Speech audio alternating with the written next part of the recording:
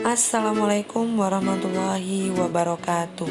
Hai anak-anak solih-solihah, berjumpa lagi dengan Ustazah Devi. Hari ini kita akan belajar tema 8, subtema 1 dan 2. Nah, sebelum itu, Ustazah ingin menyampaikan tujuan pembelajaran kita hari ini. Yang pertama, mengidentifikasi lambang gerakan pramuka beserta artinya. Kemudian yang kedua, memahami arti lambang negara Indonesia. Dan yang terakhir, memahami macam-macam jenis sudut. Nah, anak-anak, kita perhatikan materinya bersama-sama ya. Nah, di materi pertama kita akan belajar bahasa Indonesia, yaitu mengenal pramuka. Nah, siapa ya yang di sini mengikuti anggota pramuka? Nah, pramuka itu apa ya? Ya, benar sekali. Pramuka adalah singkatan dari Praja Muda Karana, yang artinya jiwa muda yang suka berkarya. Lambang gerakan pramuka yaitu tunas kelapa, anak-anak. Pohon kelapa dipilih karena memiliki banyak manfaat. Artinya, setiap anggota pramuka harus bermanfaat bagi orang di sekitarnya.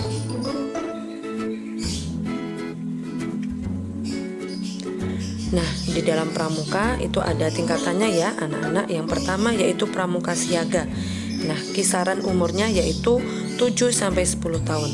Kemudian yang kedua pramuka penggalang yang berumur 11-15 tahun. Selanjutnya ada pramuka pandega berumur 16-20 tahun, dan dilanjutkan yaitu kelompok khusus yang berumur 21-25 tahun. Nah, berikut adalah manfaat ketika anak-anak mengikuti pramuka. Yang pertama, mengajarkan anggota pramuka menjadi anak yang selalu bergembira. Kemudian, membuat anggota pramuka lebih mencintai tanah air. Lalu mengajarkan anggota pramuka menjadi anak yang mandiri. Selanjutnya, mengajarkan anggota pramuka berani menghadapi tantangan. Dan kemudian mengajarkan menjadi anak yang memiliki jiwa patriot, yaitu rela berkorban demi negara. Nah, banyak sekali manfaatnya mengikuti pramuka ya, anak-anak.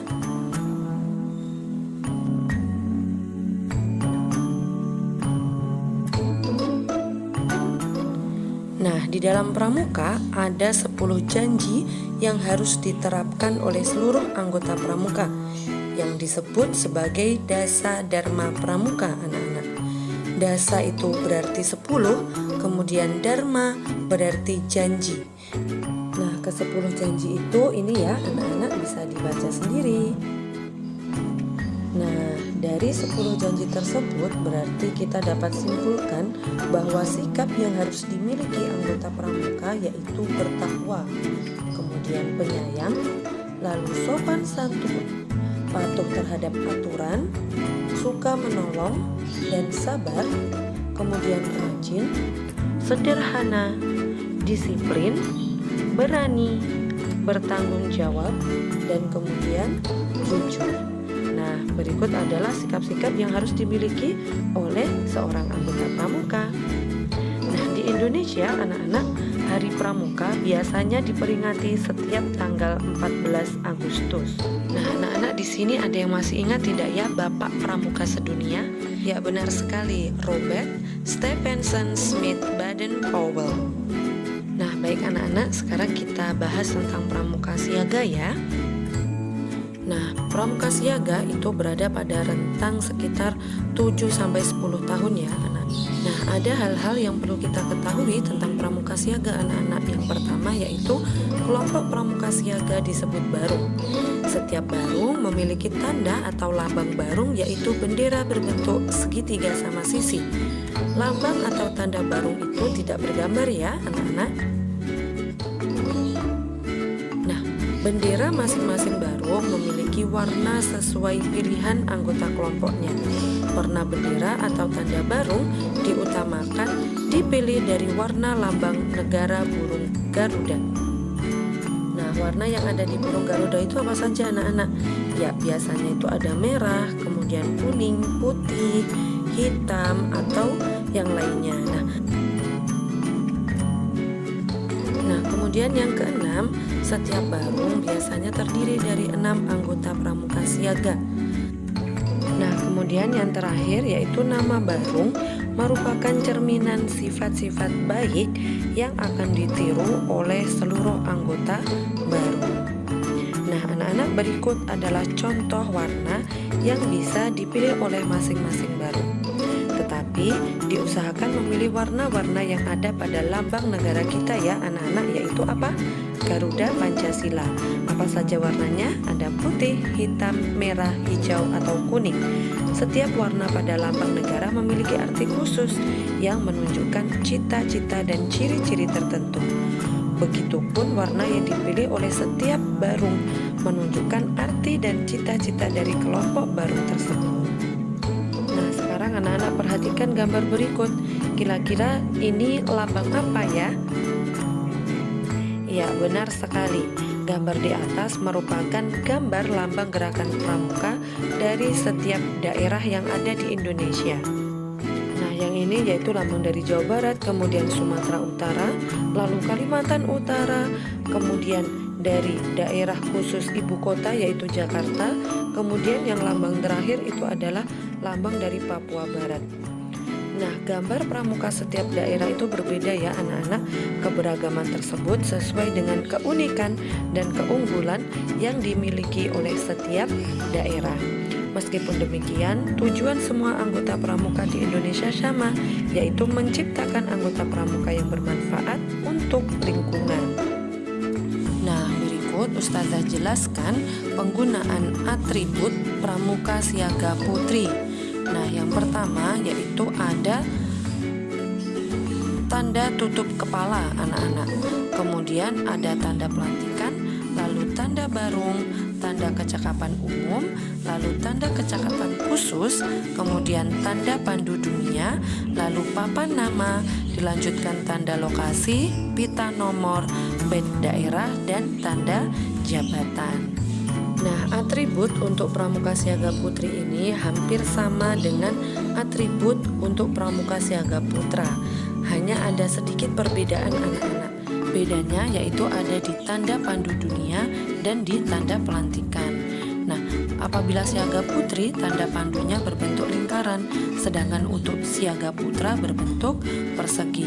Kemudian, untuk tanda pelantikan siaga putri itu berbentuk lingkaran, sedangkan untuk pramuka siaga putra, tanda pelantikannya berbentuk belah ketupat. Nah, selanjutnya kita akan masuk ke materi PPKN, yaitu arti lambang negara Indonesia.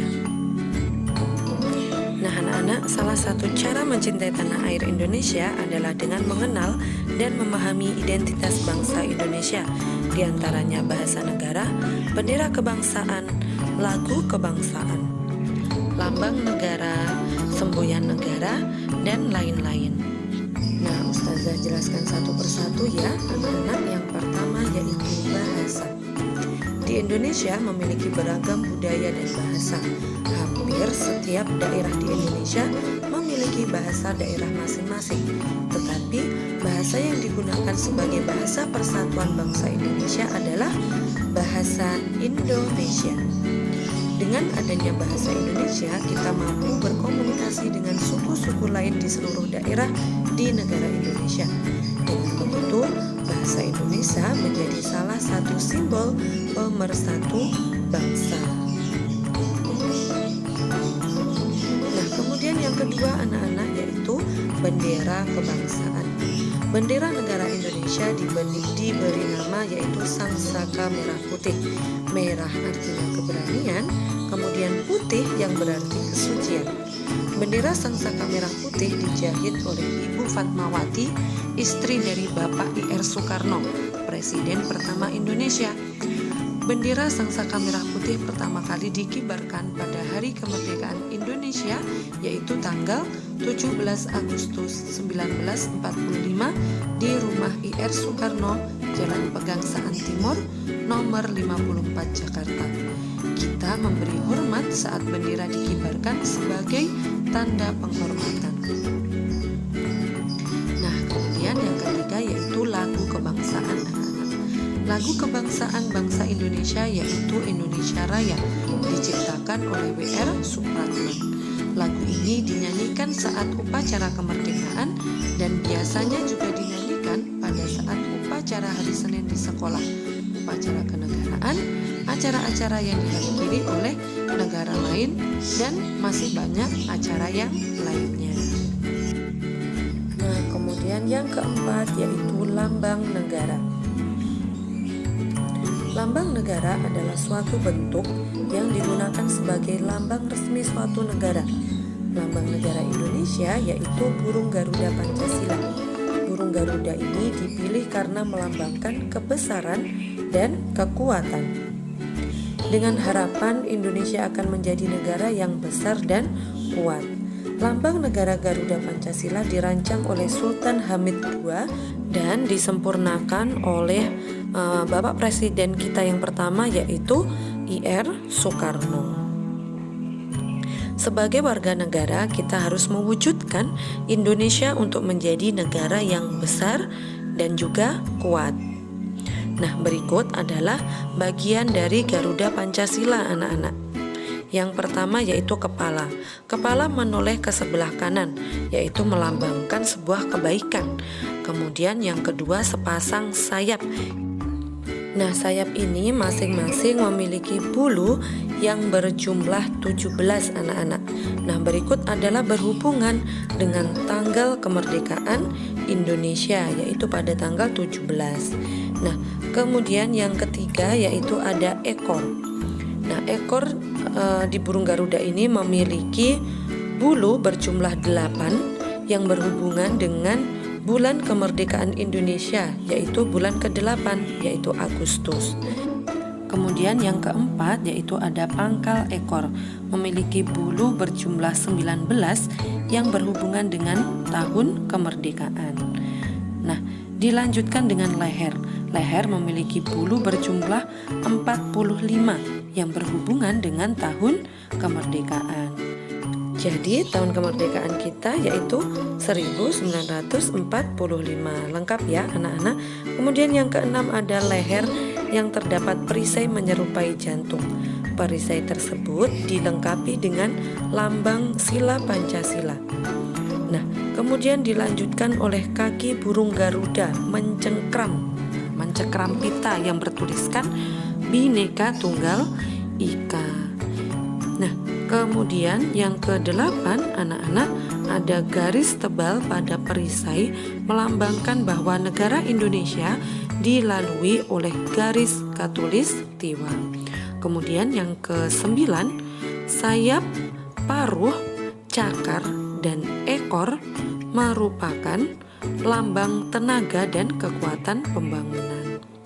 Nah, berikut adalah warna pada lambang negara anak-anak. Yang pertama merah. Merah berarti keberanian. Kemudian yang kedua putih berarti kesucian, kebersihan, dan kemurnian. Lalu kuning yang berarti kebesaran, kemegahan, dan keluhuran. Lalu hijau yang berarti kemakmuran dan kesuburan. Dan yang terakhir yaitu hitam yang berarti keabadian. Nah, setiap warna pada lambang negara memiliki arti khusus yang menunjukkan cita-cita dan ciri-ciri tertentu dari sebuah negara tersebut. Oke, dari kelima warna tersebut kita akan amati di mana letaknya ya. Yang pertama yaitu merah. Merah itu ada di bagian kanan atas dan kiri bagian perisai. Kemudian yang kedua putih. Putih itu ada di bagian kiri atas dan kanan bawah perisai serta pada pita yang dicengkram. Lalu kuning. Kuning ada pada seluruh tubuh Garuda Pancasila, simbol bintang, rantai, dan padi. Kemudian hijau. Hijau itu ada pada simbol pohon beringin dan simbol kapas anak-anak. Lalu hitam yaitu ada di bagian bawah tengah perisai yang menyatu dengan simbol bintang. Kemudian simbol kepala banteng, warna garis pada perisai. Kemudian juga ada pada warna tulisan pita. Nah, salah satu cara mengenal lambang negara yaitu dengan memahami lagu Garuda Pancasila. Nah, tentunya anak-anak sudah tidak asing dengan lagu berikut ya, anak-anak. Anak-anak juga bisa menyanyikannya sendiri di rumah. Anak-anak pasti sudah hafal semua ya. Nah, pada lirik Garuda Pancasila tersebut ada beberapa maksudnya ya anak-anak. Nah, berikut adalah arti dari syair lagunya. Yang pertama yaitu Garuda Pancasila, akulah pendukungmu. Berarti warga negara Indonesia mencintai negara dan mengenal baik lambang negaranya. Lalu patriot proklamasi, sedia berkorban untukmu. Sebagai warga negara, siap berjuang dan rela berkorban untuk negara. Lalu Pancasila dasar negara, rakyat adil, makmur, sentosa. Nah, yang berarti mengakui bahwa Pancasila sebagai dasar negara dan siap melaksanakan nilai-nilai Pancasila untuk menjadikan rakyat Indonesia hidup makmur dan sentosa. Kemudian lirik yang terakhir yaitu pribadi bangsaku, ayo maju maju ayo maju. Artinya sebagai warga negara Indonesia akan terus maju dan tidak mudah menyerah. Nah, setelah memahami lirik lagu Garuda Pancasila, diharapkan setiap warga negara memiliki sikap nasionalis, yaitu cinta tanah air dan selalu bersikap sesuai dengan nilai-nilai Pancasila. Sebagai tanda kehormatan negara, lambang negara harus senantiasa kita jaga. Penggunaan dan pemasangan lambang negara harus sesuai dengan peraturan. Nah, berikut adalah contoh peletakan dan penggunaan lambang negara. Yang pertama, anak-anak, digunakan pada paspor. Lalu yang kedua, diletakkan di kantor kepala daerah. Kemudian diletakkan di ruang sidang pengadilan. Lalu diletakkan di kantor kepolisian negara. Kemudian di surat ijazah negara. Lalu yang keenam, di mata uang logam atau kertas. Dan masih banyak lagi ya anak-anak contoh peletakan dan penggunaan lambang negara Indonesia. Nah, kemudian anak-anak yang kelima yaitu semboyan negara Indonesia. Semboyan negara kita adalah Bhinneka Tunggal Ika, terdapat pada pita yang dicengkram oleh kaki burung Garuda. Bhinneka artinya beragam anak-anak atau berbeda-beda. Tunggal artinya satu dan ika artinya jua. Nah, berarti Bhinneka Tunggal Ika artinya berbeda-beda tetapi tetap satu jua. Semboyan ini terdapat pada kitab Sutta Soma yaitu karya Empu Tantular. Semboyan ini digunakan untuk menggambarkan persatuan dan kesatuan bangsa Indonesia. Bangsa Indonesia memiliki beragam budaya, suku bangsa, dan agama, serta kepercayaan. Keberagaman yang dimiliki oleh bangsa Indonesia merupakan satu kekayaan yang harus disyukuri dan dipelihara dengan baik ya anak-anak. Nah, selanjutnya kita akan masuk ke materi matematika, yaitu tentang jenis-jenis sudut. Nah, anak-anak perhatikan video berikut ya. Perhatikan ilustrasi berikut. Setiap hari Senin, sekolah Udin mengadakan upacara bendera. Setiap peserta memberi hormat saat bendera dikibarkan sebagai tanda penghormatan. Perhatikan gambar berikut. Pada saat posisi hormat, apabila kita tarik garis dari lengan atas dan lengan bawah dan bertemu di satu titik, maka akan membentuk sebuah sudut. Lalu, apa itu sudut? Mari kita pelajari bersama-sama.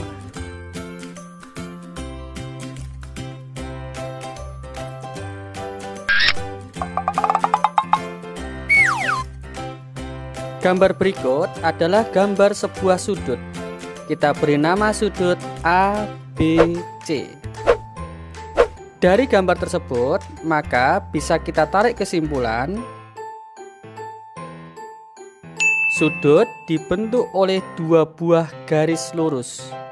Kemudian, posisi kedua garis saling bertemu atau berpotongan, membentuk titik sudut. Kemudian, antara dua buah garis terdapat jarak. Jadi, bisa kita simpulkan, sudut adalah Daerah yang dibatasi dua buah garis lurus yang saling bertemu atau berpotongan membentuk titik sudut.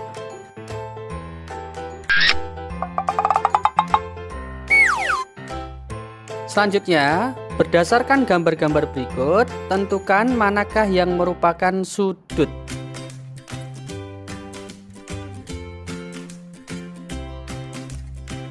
Gambar yang A, kita lihat terdapat dua garis lurus kemudian bertemu di satu titik, berarti tepat ini dinamakan dengan sudut. Gambar B, terdapat dua buah garis tetapi tidak berpotongan atau bertemu, maka ini bukan sudut. Yang C, terdapat dua garis berpotongan atau bertemu di titik, berarti dinamakan sudut. Yang D, terdapat dua garis juga dan juga berpotongan, maka disebut dengan sudut. Yang E, terdapat dua garis, satunya tidak lurus akan tetapi berpotongan, jadi ini tidak dinamakan dengan sudut. Kemudian yang F, kedua garisnya melengkung meskipun berpotongan, ini juga bukan dinamakan dengan sudut.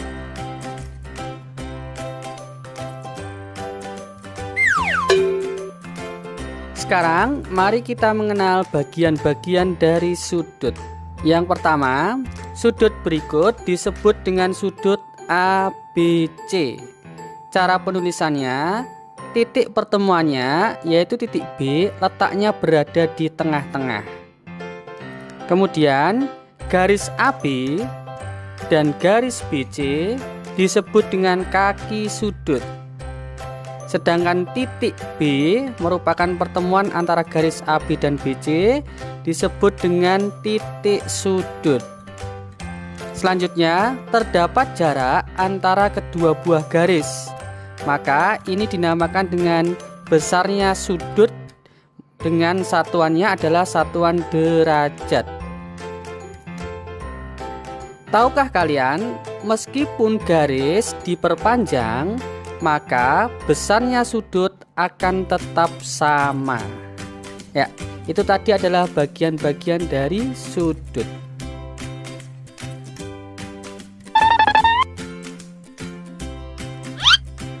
Terdapat sebuah alat yang biasa digunakan untuk mengukur sudut. Namanya adalah busur derajat. Pada busur derajat tersebut terdapat satuan dari sudut, yaitu satuannya adalah derajat. Cara penulisannya biasanya adalah berupa lingkaran kecil yang letaknya berada di atas. Kita lihat sebagai contoh, misalkan ada sebuah garis menuju angka 0 pada busur tersebut, maka kita menulisnya adalah 0 derajat. Kemudian misalkan 10 derajat, berarti satu garis berada di angka 0, kemudian yang garis kedua ada di angka 10, maka ditulis 10 derajat.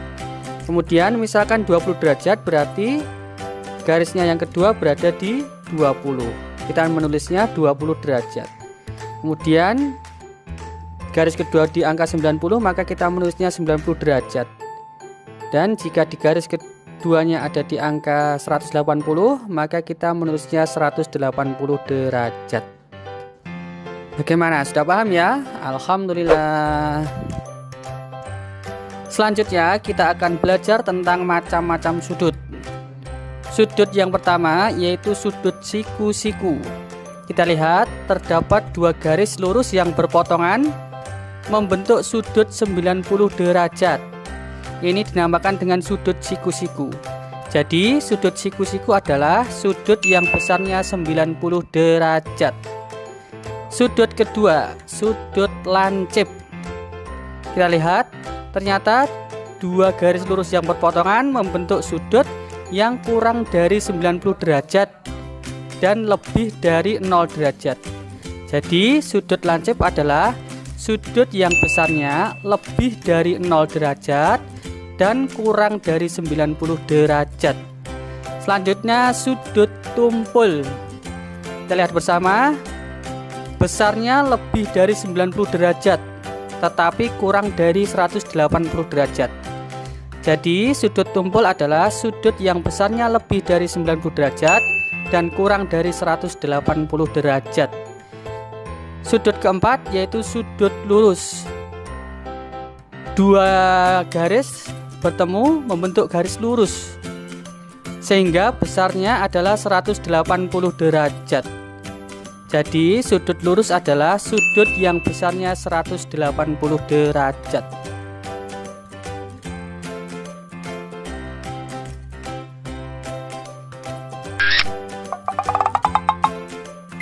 Sebagai latihan, mari kita tentukan nama dari sudut-sudut berikut.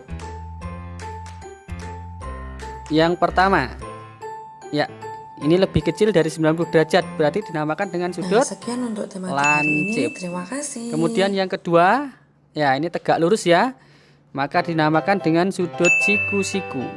Nomor 3, ya, kita lihat bersama-sama, ternyata lebih besar dari 90 derajat, maka disebut dengan sudut tumpul. Nomor 4, jelas sekali ya, ini lebih kecil dari 90 derajat, disebut dengan sudut lancip. Nomor 5, ya, garis lurus saja, berarti namakan dengan sudut lurus. Kemudian nomor 6, ya, sudut tumpul. Bagaimana, sudah paham ya?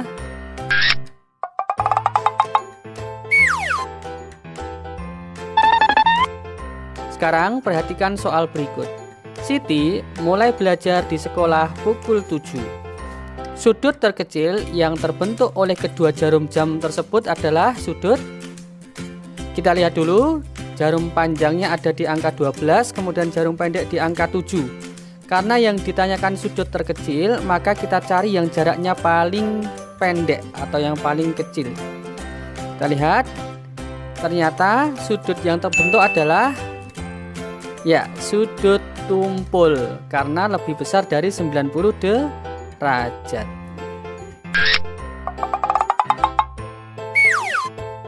Soal kedua, Dito bermain layang-layang pukul 10.00.